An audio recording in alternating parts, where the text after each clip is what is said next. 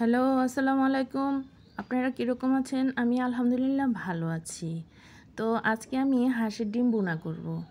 তো আমি প্রথমে প্রথমে কড়াইতে তেল দিয়ে দিয়েছি। যেহেতু সরিষার তেল দিয়ে আমি রান্না করি, তাই তেলটা একটু আঁচ দিয়ে নিয়েছি।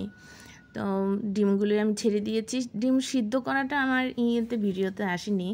তো ডিমগুলো আমি ছিলে কড়াইতে দিয়ে দিয়েছি। হালকা পরিমাণে একটু হলুদ এবং লবণ দিয়ে নিচ্ছি, যাতে ভাজার জন্য আমার কালারটা সুন্দর আসে। তো ভাজা হয়ে গেল, আমি আর ছোট্ট একটা পাত্রে নামিয়ে নিচ্ছি। তো হালকা পরিমাণে একটু তেল দিয়ে দিলাম।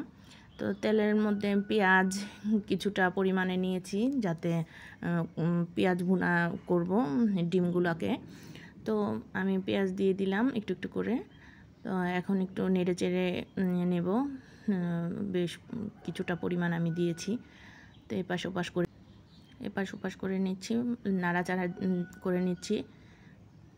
তো পেঁয়াজটা সিদ্ধ হওয়ার জন্য কিছুক্ষণ সময় আমি রেখে দিলাম ঢাকা দিয়ে। তো একটু উঠিয়ে নিলাম, কী অবস্থা, অল্প তাপে দিচ্ছি যাতে পেঁয়াজটা সিদ্ধ হয়।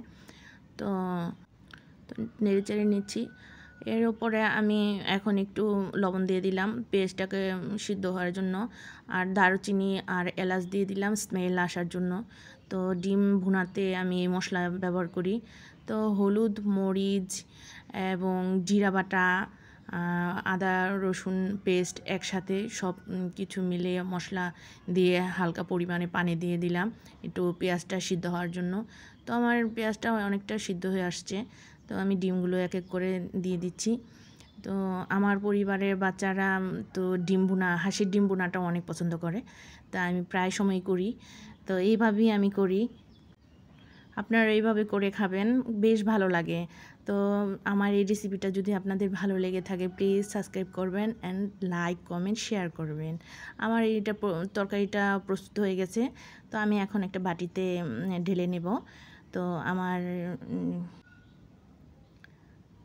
এখন আমি বাটিতে ঢেলে নিয়েছি। তো আমার তরকারিটা পরিপূর্ণই প্রস্তুত হয়ে গেছে। তো আল্লাহ হাফেজ।